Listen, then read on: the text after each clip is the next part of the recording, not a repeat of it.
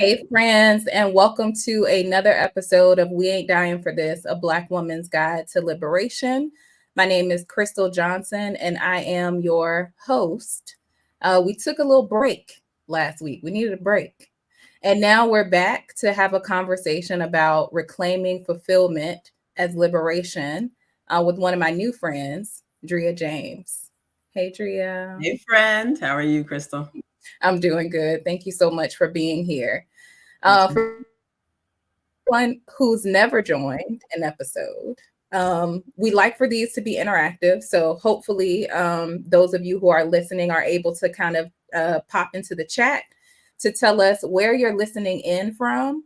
If you are hashtag team live or hashtag team replay. And then obviously, we want you to share this live with a Black woman that you know that you think might benefit from this conversation about reclaiming fulfillment as liberation. And let me, just so everyone knows, sometimes LinkedIn is a little bit delayed. So if you are typing in and we're not responding, blame it on LinkedIn. On LinkedIn. Hey, Andrea in New York City.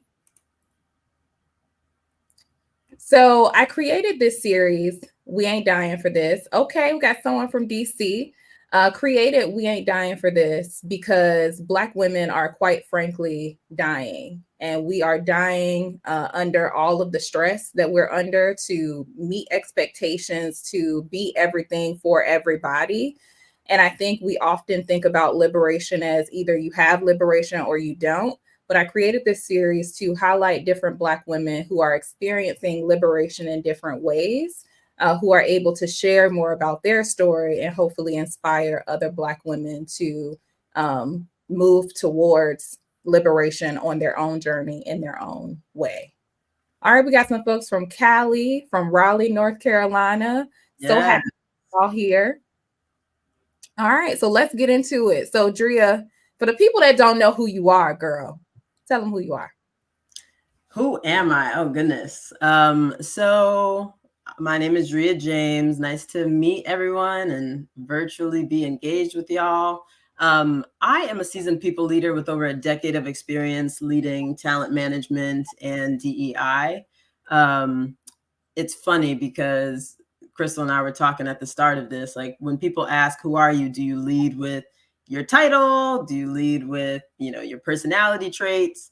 And one of the things that I mentioned to her, I was actually on a call earlier today, and as an icebreaker, the question was posed to us.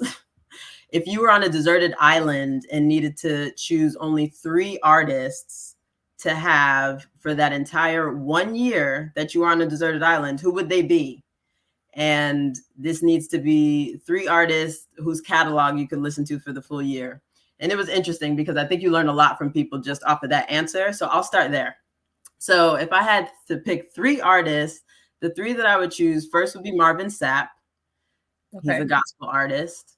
The second, and Crystle, you and I didn't go through this. I got your 3, but you'll have to share your 3 for everyone. So the first would be Marvin Sapp. The second would be Lil Wayne. Don't judge me. And then the third would be probably Rick Ross. Oh, I know Chris Brown is also a little, controversial, but if we're talking catalogs, I'm sorry, it's extensive. So I would love to hear, just even in the chat, what some of y'all's picks would be. And Crystle, you got to share yours for the group. But long story short, I have been in HR for most of my career. I've been in DEI for most of my career. I started off at Goldman Sachs working in their human capital management division. Led various efforts to grow and support its diverse talent pipeline, made VP there after 6 years, left to join a management consulting firm called Bain & Company, where I led the firm's retention, development, and advancement efforts, starting off for its Black, Latinx, and Asian talent before being appointed as the firm's inaugural head of DEI for the Americas. And now I am the founder and CEO of Black and Diversity. And my personal mission is to inspire, equip, and empower forward-thinking leaders and organizations to thrive. So the way that I now typically really position myself is I'm a leadership coach, a workplace strategist and consultant, and a community builder who's dedicated to one, cultivating inclusive and equitable ecosystems, two, equipping leaders with tools to succeed both professionally and personally, and then three, really trying to build a community of change agents who are advancing diversity, equity, and inclusion in the places where they live, work, and play. I love it. And you got a lot of people in the chat. Come on, chat. Okay. Songs. We got people from Philly, DC, Yes. LA, Portland. Also, I love beautiful chorus too. I've been listening to chorus. So I went to this play called The Black Feminist Guide to the Human Body like a few weeks ago. It's probably like a month at this point. And she mentioned that she had like a playlist on Apple Music. Well, she didn't say where, but she said it was a playlist. So I went like on Apple Music, like searching for Black feminist, and I actually found this playlist. It was a Black feminist playlist, not hers, unfortunately. I'm gonna have to find it. But it had a lot of beautiful chorus, and I had actually never heard of beautiful chorus before. Have you? I have not, but thank you, Andrea or Andrea, for sharing that. I'll have to listen on the back end. I know when you shared your 3 artists, there was an artist that I had to add to my Apple Music. So I don't know if you want to go ahead and share your 3. I think you'll get some +1s. Yes. So my artist that I would listen to, I want to listen to something like soothing. Although, like when you named yours, I'm like, well, maybe I would need like get it done. Yeah, I would need to turn up a little bit. That I chose before I knew yours are India Irie. I would choose Cleo Soul, and I would also choose Rhapsody. And Rhapsody was a new one for you, which I love. So if no one has heard of Rhapsody, please look her up. She has a song with Erykah Badu called 3 a.m. and I love it. I mean, it is a reminiscing sort of song, but it's really good. Love it. See, Michael Jackson just popped in. We talked a little bit about that. I said, listen, do you want my 3 authentic, genuine responses or just what I think people want to hear? But you can't go wrong with MJ. There's no wrong answers here. I think you learn a lot about people, though, from who they choose. You definitely do. Yeah, I'm over here like, I just want to live a soft life. So I'm just going to go with all the soft artists. You like, nah, give me some Wheezy. Listen, for the people in the chat who know me, they are not surprised. I love it so much. So we also talked a little bit about like how you grew. So like in your introduction just now, you talked a lot about work, but tell us more about your background, like how you grew up, how'd you get here? Sure. So how did I get here? My early childhood experiences, I think, really led me to the career path of DEI. So just to take it all the way back, I grew up in an inner city neighborhood in New Jersey. Shout out to anyone from New Jersey who's in the chat or from Patterson more specifically. Both my parents were educators in the public school system in Patterson, but they made a deliberate choice to send my brother and I to private school. And that was largely just based off of the fact that they knew that there were not the amount of resources and opportunities that were available just in the public school setting in our town. And they wanted to, provide more opportunity for us educationally. So with that, I always lived in Patterson, but went to school in a totally different county in New Jersey, kind of traveled 30 minutes to and fro each day. And from a very early age, I got exposed to the stark contrast between those two worlds. I definitely had a lot of privileges in that academic setting that I was in.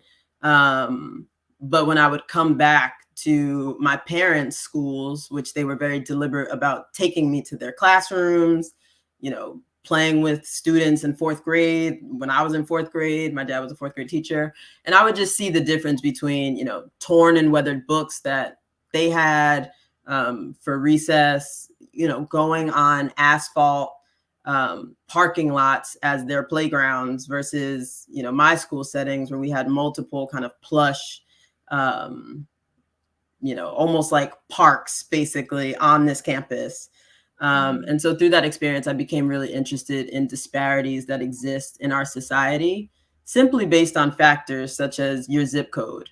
And so I always, really just took that experience to heart. I was very intentional, even when I was on that campus, about making sure that people saw my face as a tour guide. I wanted other families of color to see that people like me were there, thriving on the campus. And I would say in high school, I developed a real interest in business. I saw that both of my parents were in education, didn't frankly think that I had the patience to be in education. I loved the field of education. I think it's a huge kind of lever for upper mobility, but I loved the idea of being a businesswoman. I may get judged for this, but I'm going to continue to lead with authenticity. One of the very first exposures I had into the world of business was, through a little reality TV competition show called The Apprentice. And again, if somebody wants to support me in the chat and say they also used to watch The Apprentice, again, we're being honest. I thought this was a safe space. It is. Wait, you were I'm sorry. You Are you coming at me for watching that show? No, I was asking, were you on it or? Oh, girl, I've never watched. I'm talking about just exposure. I'm talking about exposure in terms of just like watching. Yeah, no, not at all. Me and Omarosa, could you imagine? No.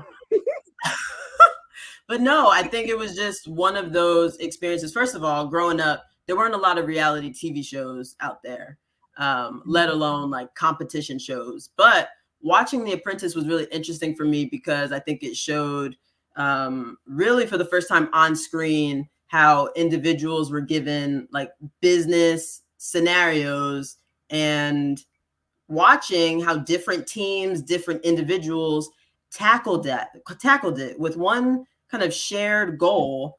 People went about it in very different ways. So it was insight into one, what are some topics that businesses are really thinking about? How are individuals working through problem solving and being innovative to come up, with an outcome? But then it also gave insight into human behavior, which I think is very interesting. There's something about like psychology that I've always been interested in as well. And so fast forward, I went to Cornell University, studied organizational behavior and human resources while in college, and then got my first corporate internship on Wall Street working in diversity recruiting.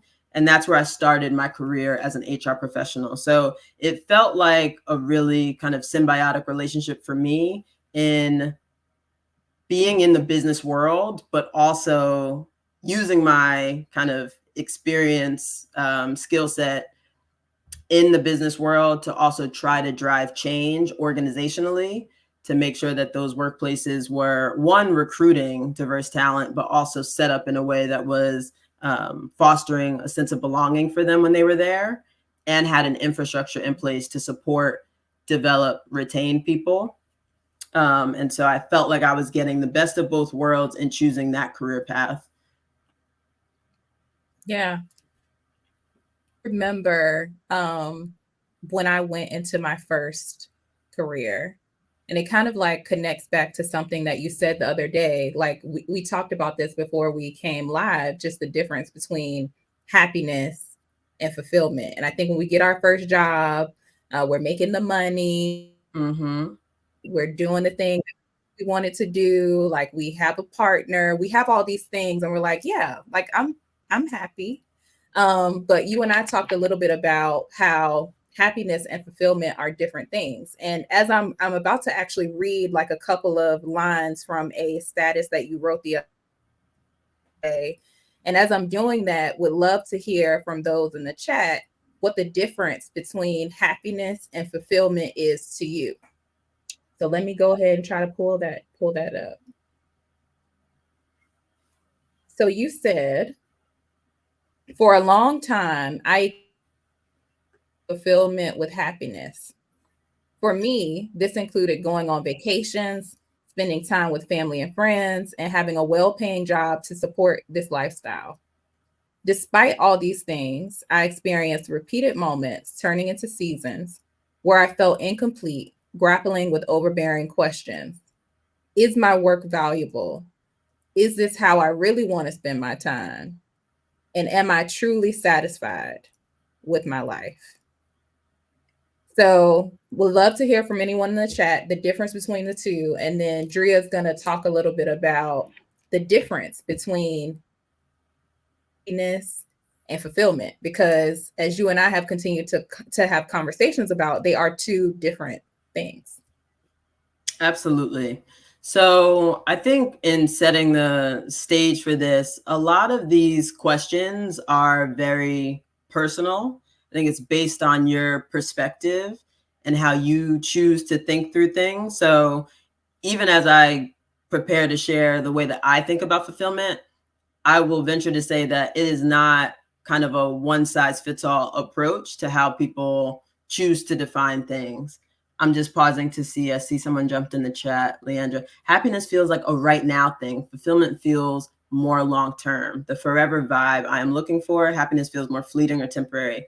I think one can be fulfilled on days they don't feel super happy. I love that, Leandra. It actually is very closely aligned to how Crystle and I talked about it. So if someone were to ask me, am I happy? I think I could answer that question without much thought. And even though there have been periods in my life where I could absolutely say that I was not fulfilled, it is hard for me to identify specific points in my life that I have not been happy. And this again is not to say that like I've lived a great life. There's never been times where I've been unhappy, but typically, even in the moments where I was the most unfulfilled in my professional and personal life, if someone asked if I was happy, my answer would have been yes, like quite honestly. So the same way that Leandra said, I think that you could be fulfilled but also like not super happy. I also think the reverse could be true, where you could be happy. I could be on vacations, I could be spending time with family and friends, but there's still something deeper at play where even though I'm doing these things, even though I've got this great job that affords me the opportunity to do these things, there's still something that is a little untenable about my situation, right? And that's where I felt like there were repeated moments where I kept feeling not just discomfort, but also almost like unsettling discomfort in the fact that I could not continue to go about this style of living because I felt like I was continuing to find myself in cycles of burnout, quite honestly. So you could take vacations to escape burnout. You could be happy when you're on vacation. You could be happy planning and preparing for a vacation. But when you get back and you're living your daily routine, you might not be distraught. You might not be mentally like unstable, but are you fulfilled with how your daily routine is set up? And that's where I think fulfillment is a little bit deeper. And I can talk a little bit more about like how I define it, but that's also how I would say I do think happiness is more of a point of time moment. And I think fulfillment is a little bit longer term, like almost a state of contentment and peace with how you're choosing to live your life day in and day out. Yeah. I remember, like everyone else, 2020. And I felt, before that, I felt happy with my job in DEI. I've been in DEI for a decade. And before that, I felt happy. I felt like I was doing the things that I wanted to do. I felt like I was supporting people, etc. 2020 came and everything just accelerated. Like, girl, solve anti-Blackness and solve racism tomorrow. And everything was just ramped up, just so high that I experienced a level of burnout that I have never experienced in my life. not even since that time. And I remember feeling so unfulfilled and so angry. It was like I have all the things that I need. Like I have a home, I have, the spouse, I have all the things that society tells you that you should have, like, and be happy with it. But I just was not fulfilled. I just woke up every morning like, what am I doing with my life? Like, this is not fulfilling to me. I don't feel like I'm doing the things that I want to do. I feel stagnant. Like those were the ways that I was feeling when I felt unfulfilled. And it is a very uncomfortable feeling because it's almost like it's a cloud over you. And you can have moments of joy and happiness, sure. But ultimately, I just felt terrible. Mm-hmm. The worst. Yeah. And I think one of the interesting things here is that we continue to use the word discomfort, but discomfort has varying stages, right? Like you could be experiencing discomfort at a kind of scale of like 1 to 4, which might be minimal and you're able to push through.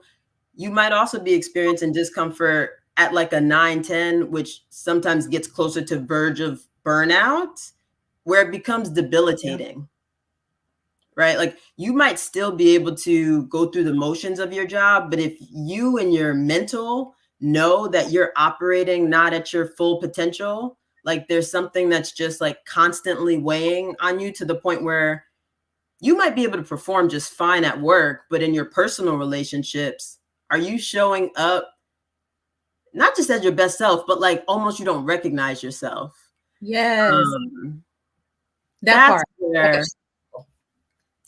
and it's so funny because I actually was on a call yesterday. There's a woman by the name of Modupe Akinola who is a former Bainey. She is now a Columbia Business School professor, but she does a lot of research on stress. And she teaches Columbia Business School students about stress. And one of the things that she talked about was this misconception that we have in society that all stress is bad.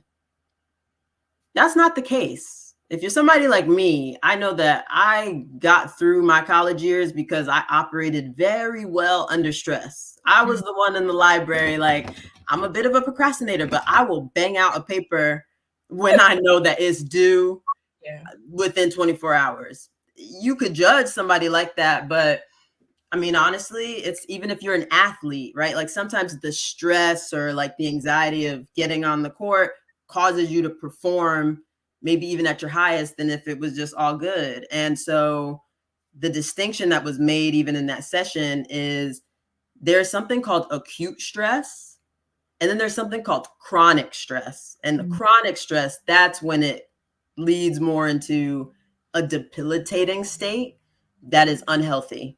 Acute stress, we all deal with it. Like almost we're wired like psychologically to respond to stress. It's almost like something in psychology called a stress response. If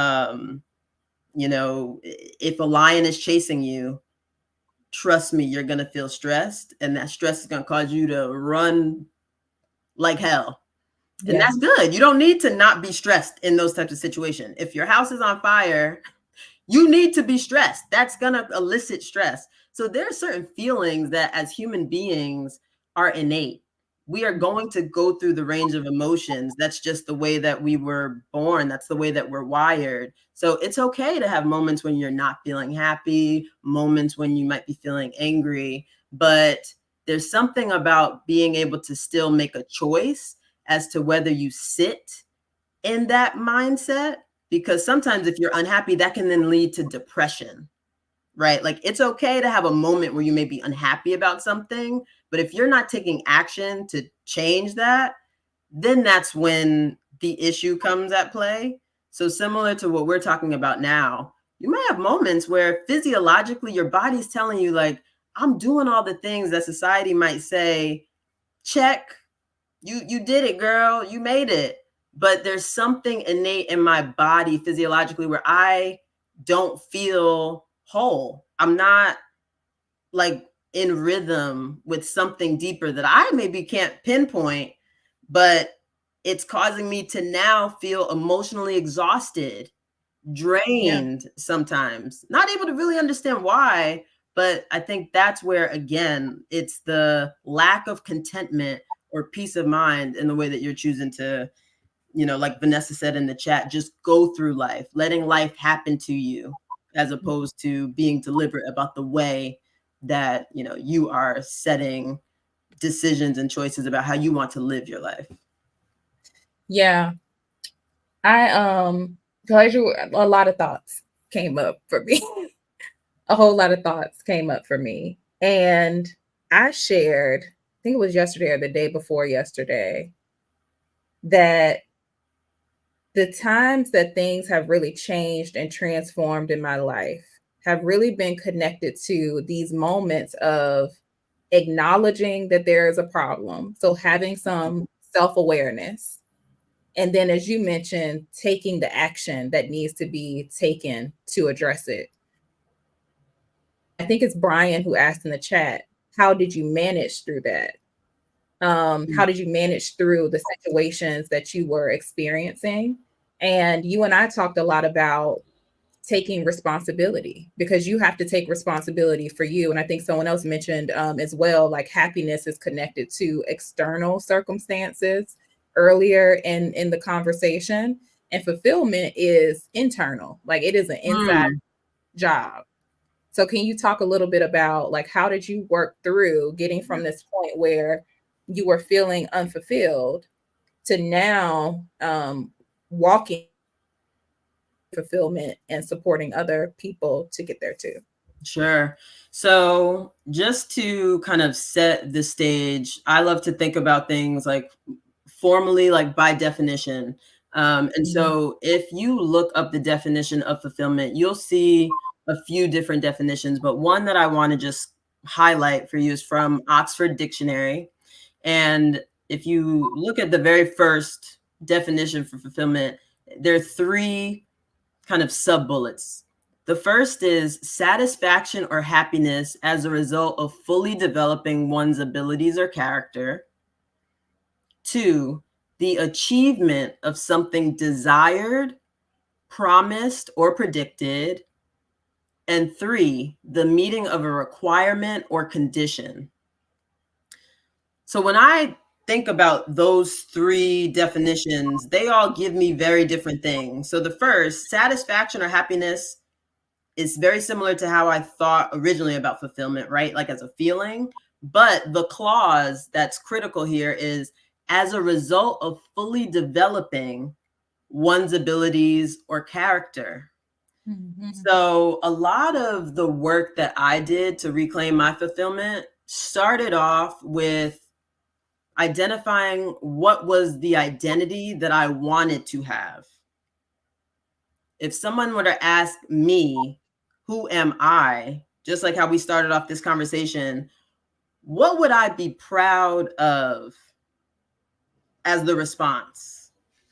And I think for a long time, I struggled to really answer that question without linking it to my profession. And for some people, it's fine. Like, of course, you can have the identity as a corporate executive, and that is pretty dope. For me, if I'm being honest, I was a little insecure about that being my identity because I felt like I didn't have much that I was choosing to do day in, day out aside from work. I know you mentioned even at the start of this conversation, like once you get your first job, it's like you have your first job, you have a partner, this and that. I have never been married, never been engaged. I've always been a single woman who's really been pretty focused on her career. Not to say that I haven't been interested in partnership, but if I think about the way that I choose to move day in, day out, work has been my priority. I've always, anybody who knows me knows I intimately love my family. But if you were to ask me, was I showing up the way that I always wanted to in my relationships with my family members? The answer was no. My family knew me to be a workaholic. And it's like, oh, Dria's a little impatient. That's because she got a lot going on at work. And it was like, how do I have all this patience for these other people at my job who could care less about me, but yet I'm so depleted that I don't have the energy to give to the people who care the most about me, my well-being, brought me into this world. Like, make it make sense. And so a lot of the work that I actually did up front was really choosing to think about what would it look like if somebody were to ask me, Dria, like, what are your hobbies?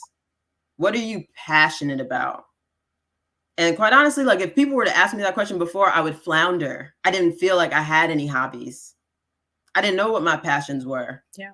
Pre-pandemic. During the pandemic, that's when people started to really like, oh, I'm able to go out for walks. Now, if you ask me, I love walking and walking outdoors. Okay. Like, I love Peloton. When I was in a building that had a Peloton, I don't have a bike now. That's very expensive, but it's like, those were some of the hobbies that I was picking up. And those were things that I could actually almost put on a who am I page. When people would ask, like, not post pandemic, in the pandemic, it's like, okay, well, now we're on Zoom, let's like have these icebreakers where people talk about what are they doing. It's like, oh wow, I get to say I do this, I do that outside of work. But it goes a little bit deeper than that, and we can talk a little bit more about that. But I think the very first thing that I had to think about is, what did I want my identity to be? The second definition on fulfillment talks about the achievement of something desired, promised, or predicted. And what I would say here stands out to me is the achievement of something. And to achieve something, you have to have a goal, right? It has to mark some type of completion. And so the other really big thing that I did in my journey to reclaim my fulfillment was be very intentional about goal setting. And it wasn't enough just to say things like, oh, I want to be a better version of myself in my relationships with my family. Or rather than prioritizing work, I want to prioritize my, physical health, or I want to lose weight. The goal is more so, okay, I am going to commit to going outside on walks for 30 minutes a day. Just 30 minutes. Get outside the house, Dria. I don't know about y'all, but I was the healthiest I've ever been during the pandemic. I look at pictures and I'm like, were you struggling? I mean, pandemic gives like, yeah. And I'm like, I was thriving in the pandemic, taking calls outside. And during that time, I really learned a lot about what we call habit stacking, which is, how do you take different goals, right? Like during the pandemic, I was in DC away from my family, but one of them was, I want to show up for my family best self. That meant calling them. And I set a goal. I want to call them every day, talk to my mom for probably 30 minutes to an hour, talk to my dad at least for maybe 15 minutes. I don't know if he's watching, but it was like, okay, well, if you have the goal of walking and also talking to your family, why not do that at the same time? Like, it doesn't have to be stressful. Like, oh, I need to find time to do this, I need to find time to do that. You can merge them. And that's what we call habit stacking. So that was just another thing that I started to do as I was setting goals, figuring out how you could maybe truncate things and accomplish, like, kill two birds with one stone. And the third thing in the definition of fulfillment was the meeting of a requirement or condition. So I started to ask myself, do you feel obligated to just do certain things? Because a requirement or condition to me sounds like, oh, you just have to do this. That's like if you fulfill, the requirements for, I don't know, like passing some type of test that, I don't know, a driver's license, maybe. It's like you have to fulfill a certain number of hours in driver's ed. That's just like, okay, I'm obligated to do this. I really care about the outcome. But again, even though I'm obligated to do this, I'm not upset about it because Yeah. it's going to yield to the output that I want. If I feel obligated to be working in corporate DEI just because it's a career choice that I've now invested 10 years in, but I don't really want to continue to grow in the corporate ladder and be like a chief diversity officer, which is the next step, like, do I just feel obligated to do this now? Or the other way that you could think about it instead of it being an obligation is a commitment. And so Mhm. the other thing that I did was you can set goals, you can think about your identity, but like, what are some of the things that I want to also commit to that I feel good in terms of like, I'm meeting this commitment? And that comes a little bit to like the consistency, the convictions that you have in terms of what you choose to commit to. Um, so all that to say, I think the biggest things that I thought a lot about were my identity. In that I thought about, my unique gifts and talents, the Mhm. personality traits that I wanted to be known for. What did I think it would look like to kind of be my best self?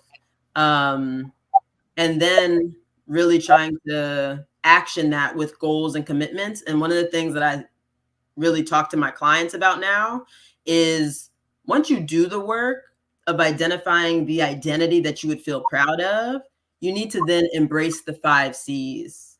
And so the 5 C's for me are: one, clarity.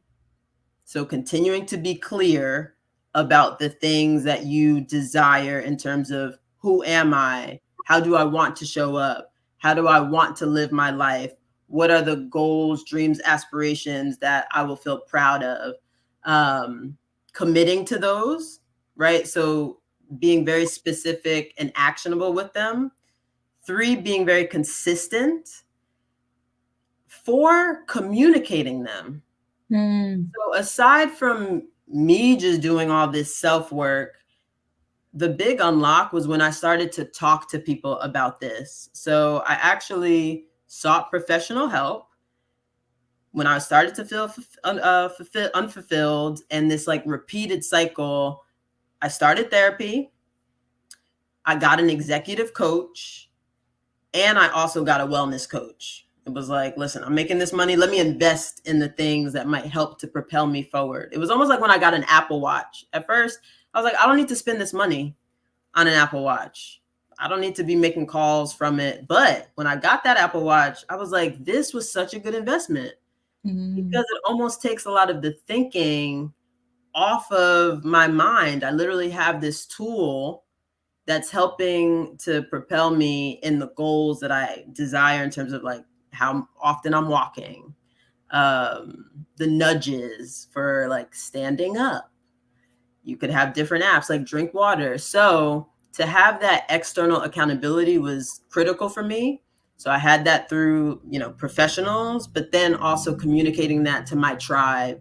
And those were the people that love and care about me, like my friends, my family members. Um, and so those are the 5 C's that I think really helped me to reclaim my fulfillment. So clarity, commitment, consistency, communication, and then community. I love it.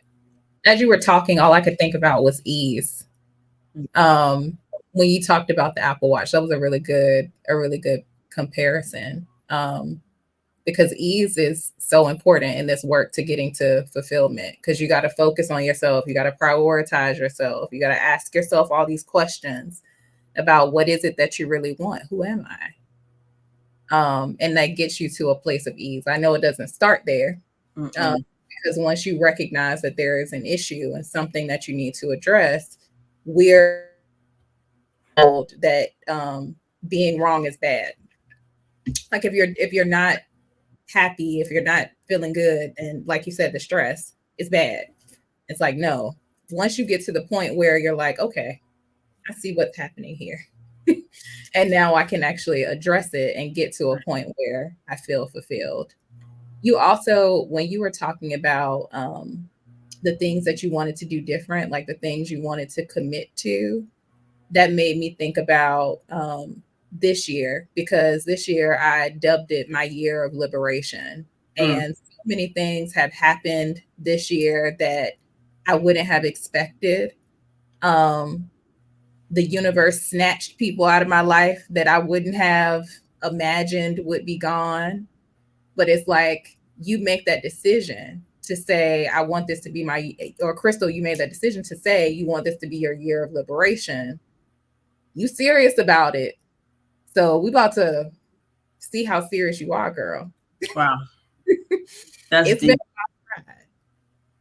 Been a really wild ride, but in prioritizing myself and finding the things that I care about and want to do, like there's one thing that I am about to learn to that one of my friends keeps holding me very much accountable to is learning to swim Oh, because I'm so terrified of the water. I almost drowned when I was younger. Like one of my friends took me on the deep end, girl. I was like, I can't swim. Are you gonna save me? And she didn't. And I pulled her braids.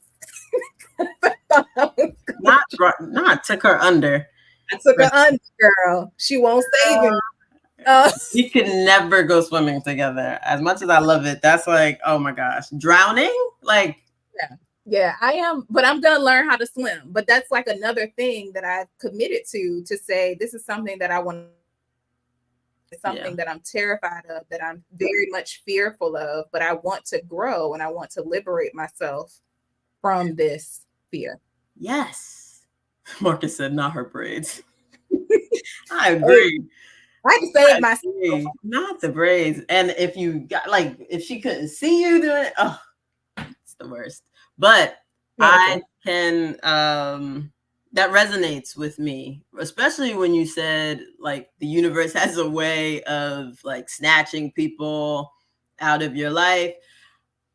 And so there are two things here. First off, we know that sometimes the things that you desire may not be the best for you. I posted this quote, I think within the last month. Sometimes God destroys your plans so that your plans don't destroy you. Oh, that's good. Come on, Marvin Sapp. Listen, I said, okay, speak to me. So that resonates. But also, we have to know there are experiences where, you know, folks may leave and it's not, you know, death happens. I was trying to figure out a way to like massage this, but sometimes people can be snatched from you. And my friends who know me also know the brevity of life is something that I constantly think about. And it's something that I think I used to be a little hesitant to talk about openly because a lot of people are like, that's very morbid. But I do think that a lot of choices that I make are driven off of that like way of thinking. And even when we talk about this concept of fulfillment, there was a nagging feeling that I had about the idea of the people that I care most about, like my parents, never seeing me fully maximize my potential or live out my deepest dreams. And I think for me, I had to reconcile the idea of maybe risking failure. And there's a quote that I love. I heard it on Oprah's Sunday Soul podcast. It was from Wes Moore. And he said, I'd rather risk failure than risk never dancing with joy. And if I think about my parents, I'm like, if there is any time that I would want to dream big or dare to do the things that scare me the most, I'd much rather do it while they're here on this earth, because I know that they are by far my biggest earthly cheerleaders ever. And so even if I fail, the idea of having those people that I love and care about be here to support me, I feel like I can do anything, quite honestly. And my dad has always told me in my personal relationships, for the most part, don't settle. And it's something that I've definitely taken to heart. And a lot of the relationships that I'm in, certain men will say, like, I can tell that you're independent. Like, you don't really need partnership.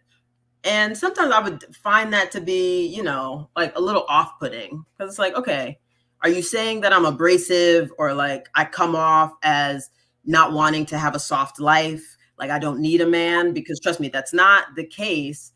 But I think there's something about a confidence that I bring into my personal relationships, probably with people of the opposite sex, probably largely because my dad has poured into me.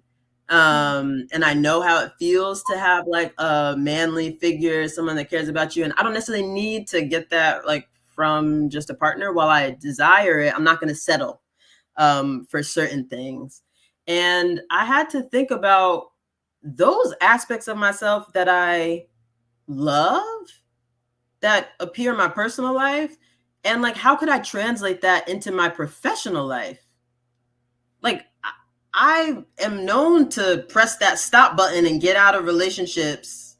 I don't spend a whole lot of time sometimes, right? And it's like but when it came to work, it's like, oh, I'm yes ma'am. It's hard for me to say no. I'm a people pleaser. Um, and I felt like I did that at the detriment of myself. And again, you have to be honest with yourself. Like a part of me definitely also has gotten this far in my career because I do care about the opinions of other people. I want to be a top performer, a good performer, because I want people to, I almost want to prove myself to people.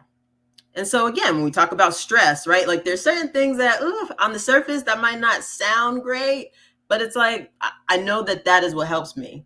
With a wellness coach, like a trainer, sometimes having somebody who holds you accountable, that it's like, I don't want to tell her that I didn't work out for 3 days this week. So, like you need to know yourself. But for me professionally, it was like, I also don't want to get so caught up in serving others and putting their oxygen mask on before myself. And there's another thing that I learned while going through executive coaching, which was you can consider yourself a people pleaser. You can say that you find it hard to say no. But at the end of the day, throughout your life, you are always choosing to say no to someone. Yeah. It's a choice of whether you're saying no to them or to you. Yeah. Mm-hmm. Yes. That's so real. That's so real. And on the part one about investing in yourself. So you talked about the wellness coach, the executive coach, the therapist. I'm actually in this group called the Exodus Summit, and you may have heard of it, but it's like a group of Black women who are exiting the US. Like they are taking off and doing their own thing. And to the point about death and about investing in yourself, there was a live over the weekend, and Stephanie Perry, who's one of the co-founders of the Exodus Summit, she said something like, or her mom said this, because her mom used to be a chaplain in a hospital. And she said something like, the most expensive thing that this person will ever invest in is their funeral. That hit me so hard because we are quick to be like, well, no, I don't need that. Like, I don't need to invest in this. I don't need to do this. I don't need to do that. I can wait. And then the thing that you invest most in is your funeral. Yep. Yeah. That was hard to hear. Right. There's another one. Either you choose to take care of your wellness or like your illness. Mm-hmm. Right. So even when we think about the title of this series, it's all about the way that you choose to set boundaries, to and go you through must life, choose right? you. Yeah. Mm-hmm. Every time. Choose you, y'all. Choose you. I love the engagement in the chat. People are dropping some gems. Same. You only live once. That is so true. YOLO. Yeah. We live every day. I'm like, whoa, you only die once. We live every day. Hello. Good, Marcus. Yeah. I really enjoyed this conversation. And I feel like it's probably a bunch of people that are in the chat, whether they are live or whether they're watching the replay, who want to know how they can work with you and how they can get in touch with you. So tell the people, Dria, how can they work with you? So how can you work with me? So like I mentioned at the start, there are three things that I'm doing now. I am an HR DEI consultant. The second thing that I do is leadership coaching. And right now that's on a one-to-one basis, but I am going to start doing group coaching. And the population that I really focus on are change agents. So I spend a lot of time with other DEI professionals, other HR professionals, because that's where I have my expertise and experience in, but helping them to think through real life situations. The landscape in DEI is ever changing, but then also helping to equip them in thinking about some of the topics that we talked about. I have a kind of module called Shifting from Surviving to Thriving. I'm also a believer. I don't love the idea of resiliency. I saw that you posted about that. But it is, again, like a buzzword. We talk about maintaining resilience. So, but I want to get people to thriving. It goes a little bit beyond just resilience. And then the third thing that I do is I'm building a community of change agents, primarily Black professionals who are focused in diversity. So that goes beyond just DEI practitioners. I want to start with DEI practitioners, but also people that are advancing DEI in whatever their profession is. And so the way that you can contact me, I have a website, www.blackindiversity.com. You can go on the website and learn a little bit more about my backstory, but then also learn a little bit more about my coaching offerings, my consulting offerings, and then also subscribe to that community. As part of the community, we're continuing to build it out. It's very US specific right now, but the intent is to really start to host more forums, both in person and virtual, for people to come together. While I was in DEI, I would have loved to have more of a support system where it didn't feel like I was operating so much on an island, or that I needed to like take a step back from my corporate career in order to reclaim fulfillment. I was looking for a bit more of a sustainable, kind of scalable support system. And I have to say, there's a very core group of DEI friends that I have that really were all the difference for me. 5 to 6 women that I connected with throughout the course of, my career.